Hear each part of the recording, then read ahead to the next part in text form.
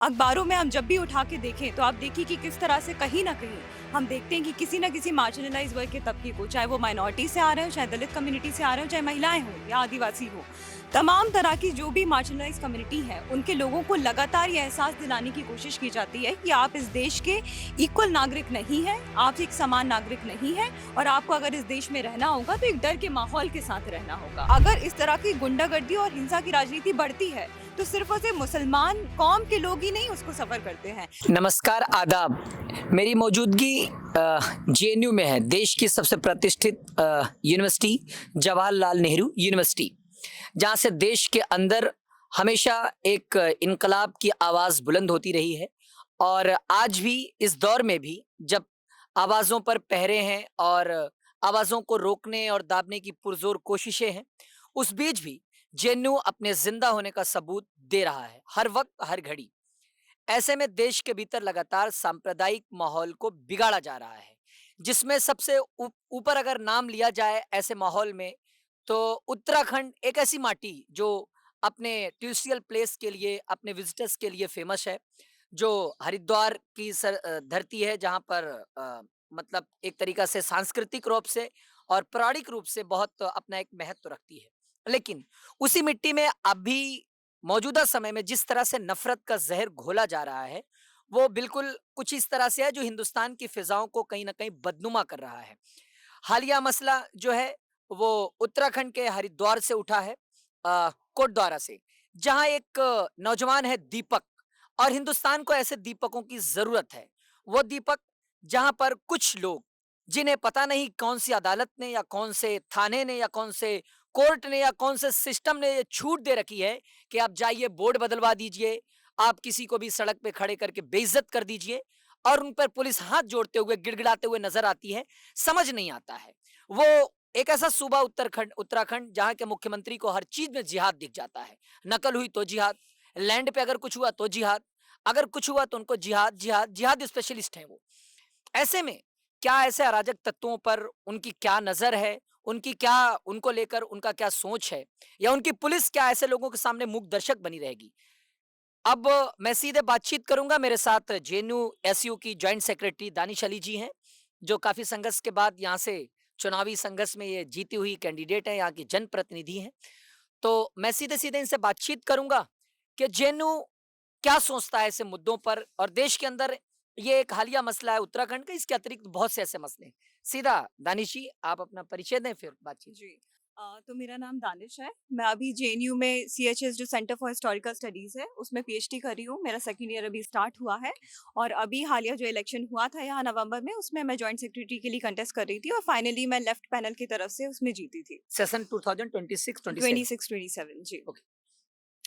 तो देखिए जो मसला आप बता रहे हैं, आप देखिए कि ये जो मैटर चल रहा है, ये तमाम देश भर का ही मुद्दा है। ये आज बेशक। उत्तराखंड में जो घटना हुई है, ये कोई पहली घटना तो है नहीं। हमने बेशक। लगातार देखा है, अखबारों में हम जब भी उठा के देखें, तो आप देखिए कि किस तरह से कहीं न कहीं हम देखते हैं कि किसी न किसी मार्जिनलाइज़ वर्ग के तबके को, चाहे वो माइनॉरिटी से आ रहे हो, चाहे दलित कम्युनिटी से आ रहे हो, चाहे महिलाएँ हों या आदिवासी हो, तमाम तरह की जो भी मार्जिनलाइज़ कम्युनिटी है, उनके लोगों को लगातार ये एहसास दिलाने की कोशिश की जाती है कि आप इस देश के इक्वल नागरिक नहीं हैं, आप एक समान नागरिक नहीं हैं और आपको अगर इस देश में रहना होगा तो एक डर के माहौल के साथ रहना होगा।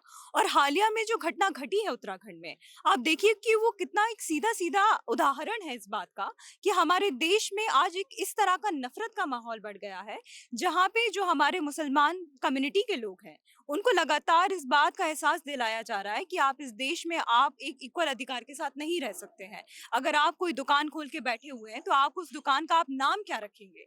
ये भी आके आपको कोई और आके बताएगा। आप अपना वो नाम भी कोई अथॉरिटी नहीं है। वही वही बात है कि आप कोई ऐसी अथॉरिटी भी नहीं है और ये पूरा जो कल्चर है, ये साफ तौर पे एक इस्लामोफोबिया का कल्चर है जो हम देख रहे हैं कि हमेशा से, ऐसा नहीं है कि ये 2014 में ही आया है, ये बहुत वक़्त से इस देश भर चला में है। इस्लामोफोबिया का कल्चर रहा है, लेकिन 2014 के बाद से आप देख रहे हैं कि किस तरह से पूरा तंत्र मिलके, चाहे वो पुलिस हो, चाहे सीबीआई हो, चाहे आईबी हो, चाहे इवन कोर्ट में आप देख लीजिए कि लगातार किस तरह के जजमेंट आते संस्थागत। हैं। तो एक संस्थागत तौर से उस इस्लामोफोबिया को किस तरह से एस्टेब्लिश करने की कोशिश की जा रही है, नॉर्मलाइज़ करने की कोशिश की जा रही है। हाँ, लोगों को लगता है ये तो सामान्य है। बिल्कुल, बिल्कुल। इस तरह की घटनाएँ जो हैं लगातार आजकल आप उन घटनाओं को जब अखबार में पढ़ते हैं तो इवन आप शॉक नहीं हो पाते हैं, क्योंकि वो इतनी हाँ, कॉमन होती जा रही हैं। हर दिन ही कहीं न ये कहीं नोटेबल बात इस है। तरह की घटनाएँ सामने आ रही हैं।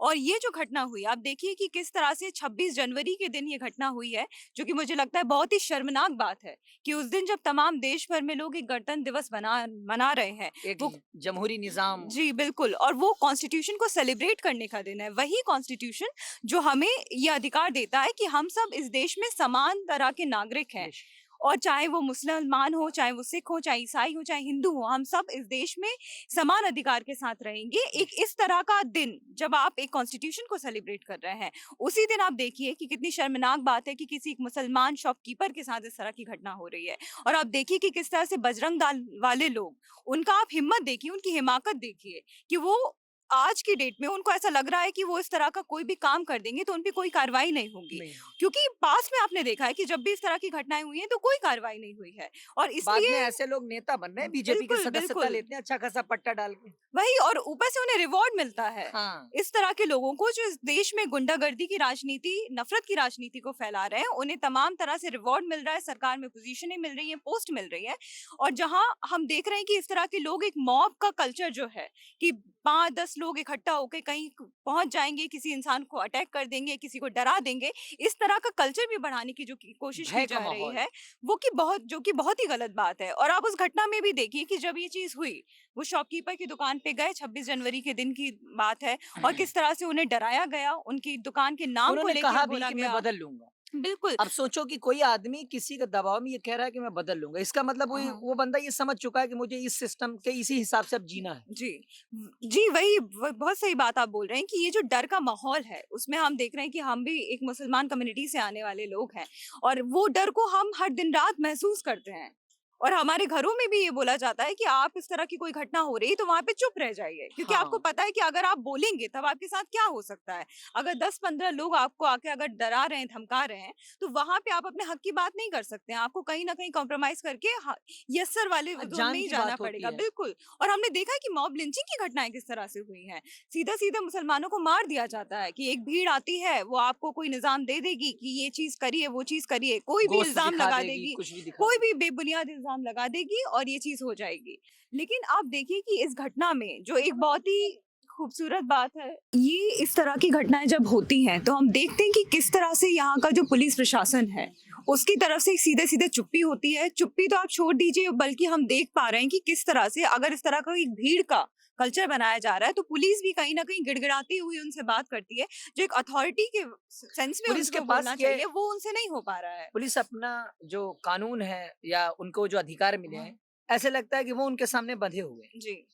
जी, तो बिल्कुल, ये क्योंकि कैसी हम बात है? हाँ, ये इसलिए है क्योंकि पुलिस पे भी हम देख रहे हैं कि किस तरीके का दबाव रहता है, उन्हीं लोगों का जो सरकार में बैठे हुए लोग हैं, और वही लोग हैं जो इस तरह के कल्चर को लगातार दिन-रात इस देश में बढ़ाने की कोशिश कर रहे हैं, क्योंकि फ़ायदा भी उन्हीं लोगों का है। अगर इस तरह की नफ़रत की राजनीति या गुंडागर्दी का कल्चर बढ़ेगा, तो उससे सीधा-सीधा फ़ायदा हम जानते हैं कि किस सेक्शन का होने वाला है। और आप इस केस में मुझे लगता है एक और बात जो हम सबको सोचने की और देखने की ज़रूरत है, वो ये है कि किस तरह से जब ये चीज़ें हो रही थी, तब एक व्यक्ति आता है, उसी हिंदू कम्युनिटी से एक व्यक्ति आता है और वो उस जगह पे बीच बचाव करने की कोशिश करता है, और उसके साथ भी किस तरह से गुंडागर्दी की जाती है। और उस दिन तो उसके कुछ बाद नहीं कर भी पाते, फिर दूसरे दिन हाँ, बहुत बड़ा मॉब आता है, उस हाँ, व्यक्ति का एक अपना जिम है, हाँ, तो उसके बाहर खड़े होते हैं, तो सब उसको मतलब हुँ, होता है ना कि डराते हैं। अब वो हुँ, कह रहा है कि मेरी जान को खतरा है। हुँ, तो क्या ऐसे जो व्यक्ति हैं या ऐसे जो लोग हैं, जो समाज में रोशनी फैला रहे हैं, या वो चाहते हैं कि ऐसी चीज़ें ना हो और हुँ, चाहिए भी? हुँ, अगर किसी एक मुसलमान पे 10 लोग हमला कर रहे हैं, अगर कोई एक बंदा आ रहा है, तो बड़ी हिम्मत की बात है। जी, तो ऐसे लोगों को सैल्यूट है। जी, दीपक जैसे लोगों को इस देश का हर इंसान जो इस मुल्क से मोहब्बत करता है, हर व्यक्ति उसे सलाम करता है। लेकिन जब उस व्यक्ति के घर ऐसे गुंडे, उन्हें गुंडे ही कहे जा हुँ, सकते हैं, बिल्कुल। जब आकर घुसकर उसे डराने, धमकाने या उसके ऊपर दबाव बनाने की हुँ। तो पुलिस वहाँ ऐसे बिहेव करती है जैसे लगता है कि पुलिस इनके अंडर काम कर रही है। हम्म। ये बड़ी निराशाजनक बात है। जी, बिल्कुल।